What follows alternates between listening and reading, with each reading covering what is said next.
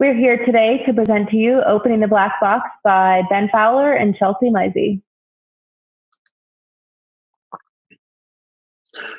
My name is Ben Fowler.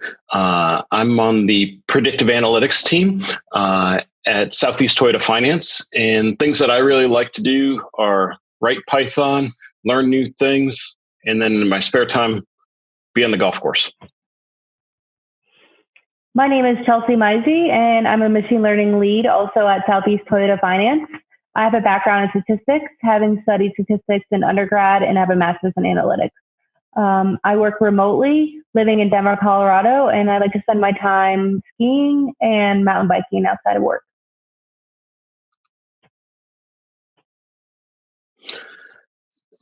So the intent of this presentation is to really talk about how can you as a data scientist or as a business user understand complex machine learning models.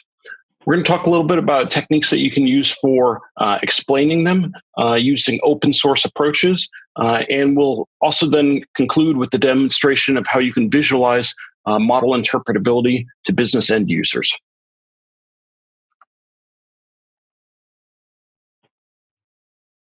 So a quick walkthrough of the agenda. First, we'll begin with the data, the description of the data set, including the source of our data and the features. Then we'll move on to feature engineering, which is the overview of the methods applied to columns to prepare for modeling.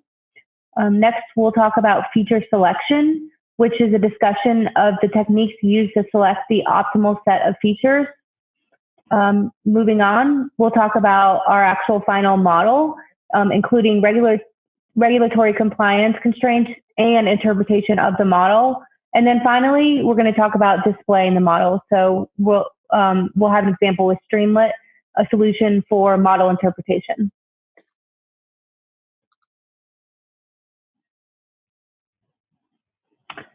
So for consumer privacy reasons, we decided to use an open source data set found on Kaggle for this project, as opposed to using our internal SETF data. This data is called credit default risk. The target was a binary feature predicting payment difficulties.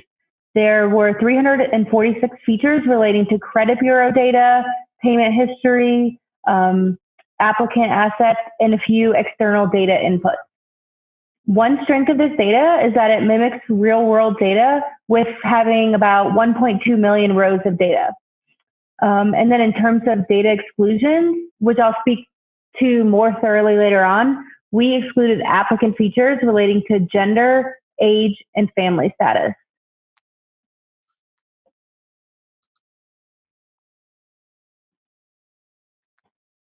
Okay, so feature engineering. After we cleaned the data and took time to understand the data through exploratory data analysis, the next step is feature engineering. To borrow a quote from Jason Brownlee, feature engineering is the process of transforming raw data into features that better represent the underlying problem to the predictive models, resulting in improved model accuracy on unseen data.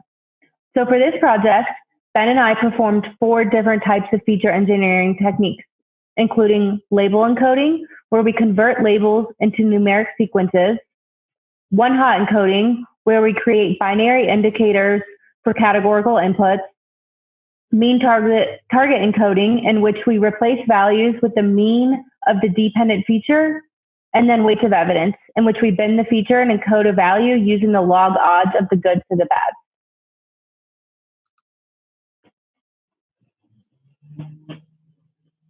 Okay, so following feature engineering, an important part of the machine learning pipeline is figuring out which features need to end up in the final model. As a result of feature engineering, the data scientist may have hundreds, if not thousands, of features in the data frame, and figuring out the most parsimonious and predictive feature set takes a lot of work. Here, we tested out 5 different approaches. The first was an ensemble approach in which we created a weighted average of feature importance from 6 different algorithms to get the feature set down to 100 features, and then use XGBoost and SHAP to find the optimal feature set. Next, we tested prediction value change, which is how much on average the prediction changes if the feature value changes. Followed by loss function change, which is a difference between the metric or loss function obtained with the feature and without. Moving on, we tested permutation importance, where we measure the increase in the prediction error after permuting the feature's values. And then finally, SHAP, which is a game theory approach using local explanations.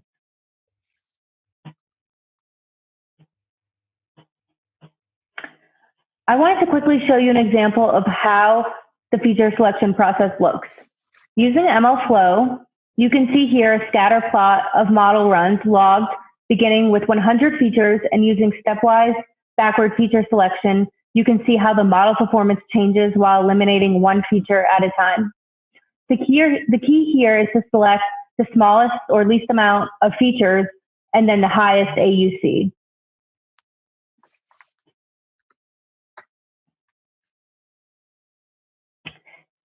Here's a chart displaying the model statistics, AUC and F1, on each of the different feature selection tests we completed.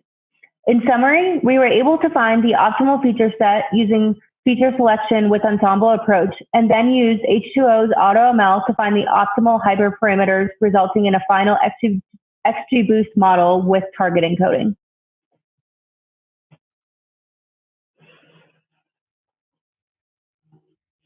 On this slide, I want to go into a little more detail on machine learning model interpretability. Machine learning models are extremely complex, nonlinear models. In our work, we often use random forests and gradient boosted machines, which means there can be hundreds of trees with many feature interactions, which increases the model complexity. When we talk about interpretation, we can say that traditional statistical models are able to give us global models, or models that can tell us how something behaves in general. This makes sense because with regression, when we are taking a set of data points and fitting a straight linear line through that data to explain the trends. On the other hand, machine learning models give local behavior and are able to explain complex relationships in local areas of our data. With the interpretability methods we'll review next, we can harness the power of increased accuracy in machine learning while also being able to explain what's going on at an account level basis. I also couldn't mention machine learning interpretability without mentioning Patrick Hall. Go check out his GitHub repo to see a lot of great examples of machine learning interpretability.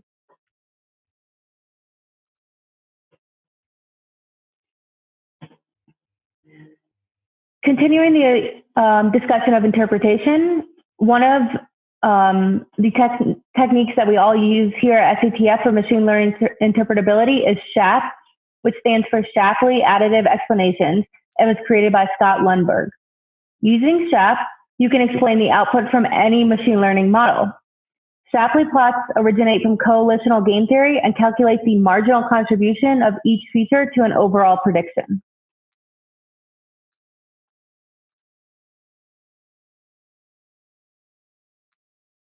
Before we go deeper into our model interpretation, I wanted to discuss with you how regulatory compliance impacts our models, given we work for a finance company.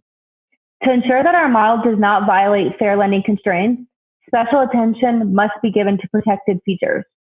For this project, we went through the entire model build process, including these protected features highlighted above, to demonstrate the impact.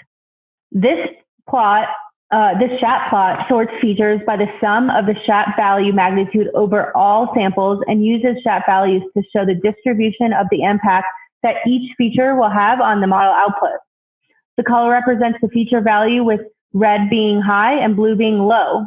You can see that there is distinct separation for both age and gender and how it relates to the target. For this reason, the features are not included in the final model. There could be a whole other presentation about how we make sure that our models don't negatively impact our customers after explicitly excluding these protected features, but that's a conversation for another day.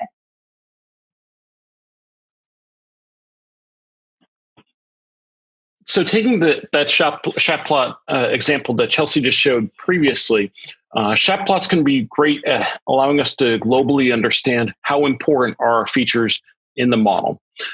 On these two plots here, I'm showing the global SHAP importance plots, both on the validation and the test set. And you can see that generally these two plots are very similar.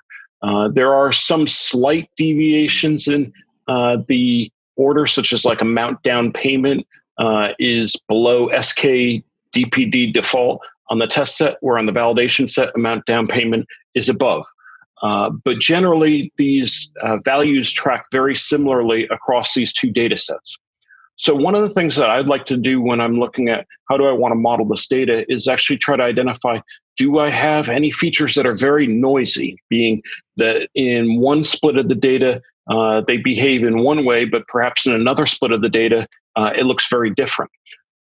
That's something that could be a red flag, because if you have a noisy feature, it likely won't generalize well to unseen data in the future.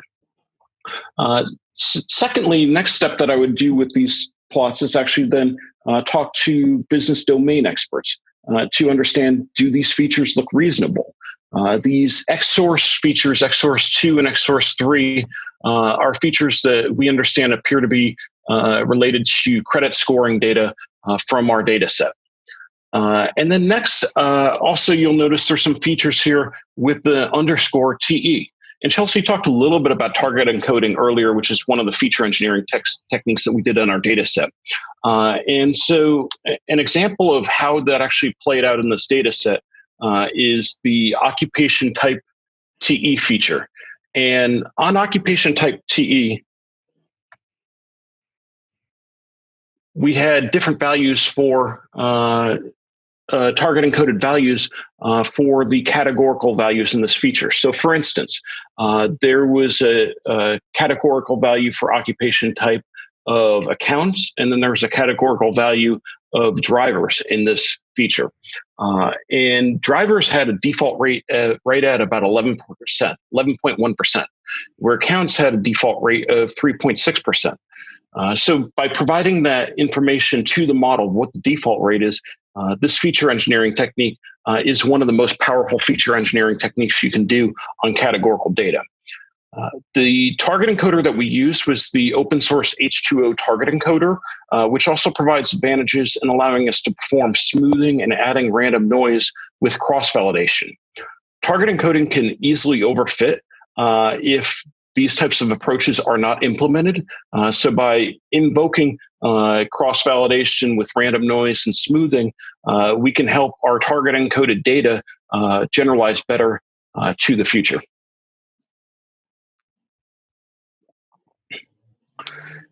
And on this plot here, we can get an overview of features which are most important for a model.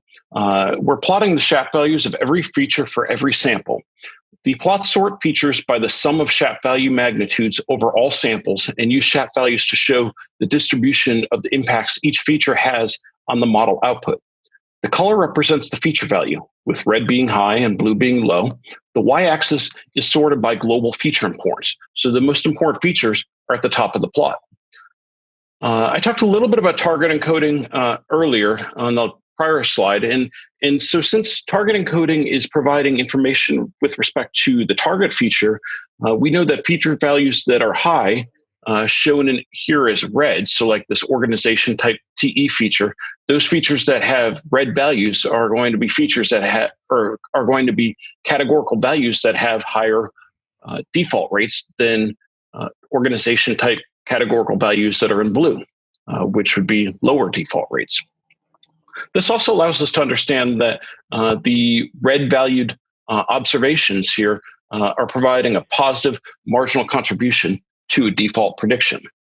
And then also we can take a look here with this plot and understand the distribution of our data well too. So for instance here, if we take a look at occupation type and name education type, two features that are very similar in global importance being right next to each other, we can see that the occupation type TE feature has most of the data just left of the 0.0 point on the axis of marginal contribution. So most of the data set is slightly providing a marginal contribution to a no default prediction.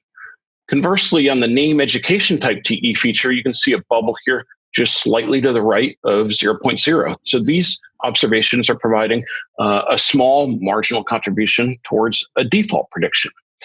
The other aspect that's really great about this plot is you can get an understanding of outliers and how values provide more contribution to a prediction, such as if we look at occupation type TE, the high target encoded values there are further towards the right side of the x-axis on SHAP value than the high name education type TE values. So those features are more significant in the contribution of a default prediction than the high target encoded name education type features are. A dependence plot allows us to understand how a single feature affects the output of the model.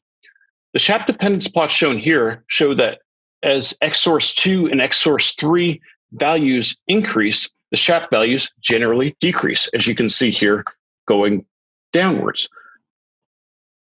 However, we can also see a very interesting shape to the SHAP plot for the third most important feature, amount annuity X. And as you can see here, the amount annuity X feature shows that SHAP values can take a very nonlinear shape, where the maximum SHAP values on this feature are right at about 42,000. And a feature value with a value above 42,000 or below 42,000 is going to provide a marginal contribution that'll be less likely to default than a feature that would have a value around 42,000. Interactions on these features with the most significant other feature are also represented on these plots in the vertical dispersion of the plot. So you can see here that these very high contribution features here on amount annuity X, if the amount goods price X is also high, that's providing an even greater lift towards a marginal contribution of a default prediction. And then you can see other values here, such as an xsource 3. There's some values that have lower SHAP values than other values here. And that's indicative of this interaction with this xsource 1 feature.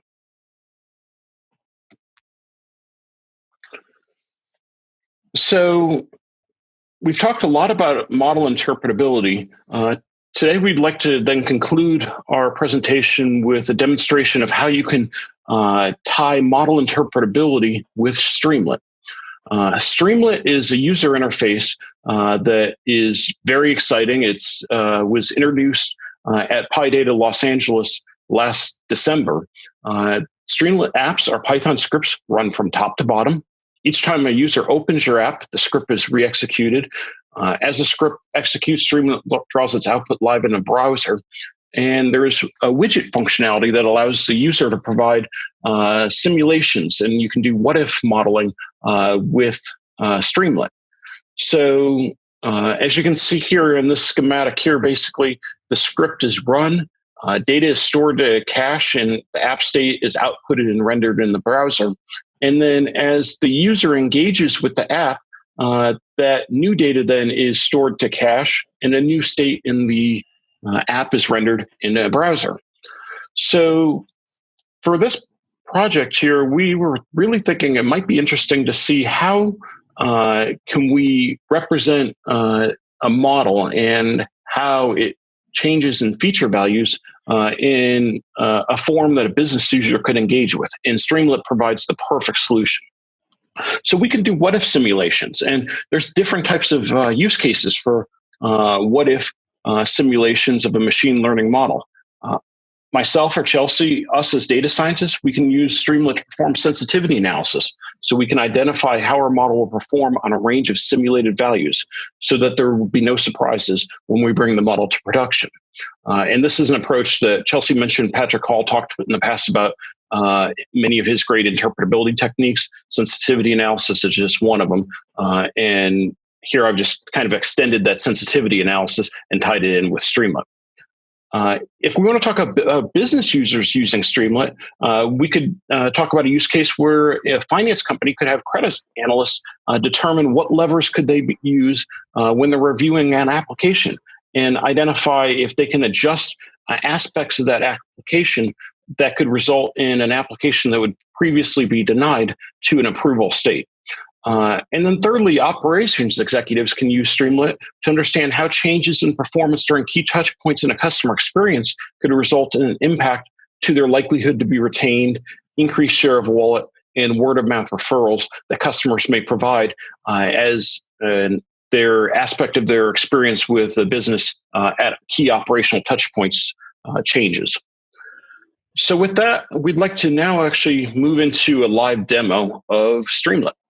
So what we're showing here is an app that we built in Streamlit. It was very minimal code. We were able to implement this with under 150 lines of Python code. Streamlit provides the ability to take user input. So here I've inputted an application, this application number of 262266 on the data set.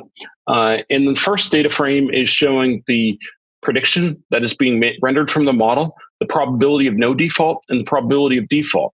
The threshold on this model is right at 0.1315. So this prediction is rendering a default prediction, but it's not that far off from getting a no default prediction.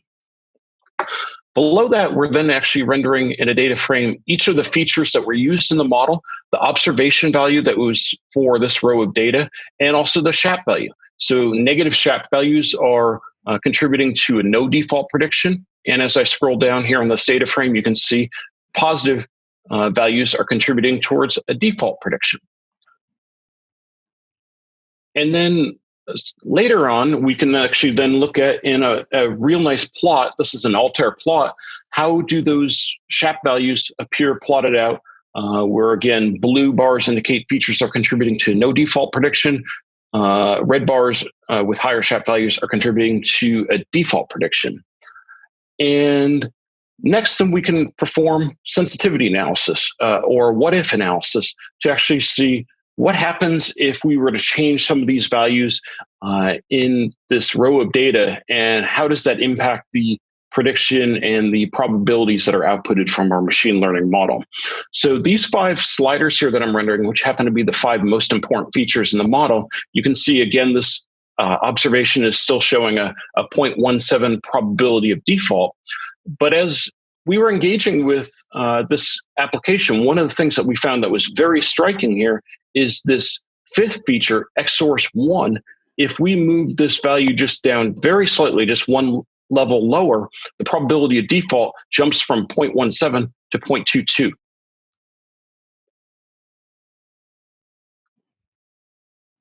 And conversely, as one of the use cases that I mentioned earlier was credit analysts may want to use this to actually see how could I get the applicant to modify their application so that their application, which was in a denial or a rejection state, could potentially change to an approval state.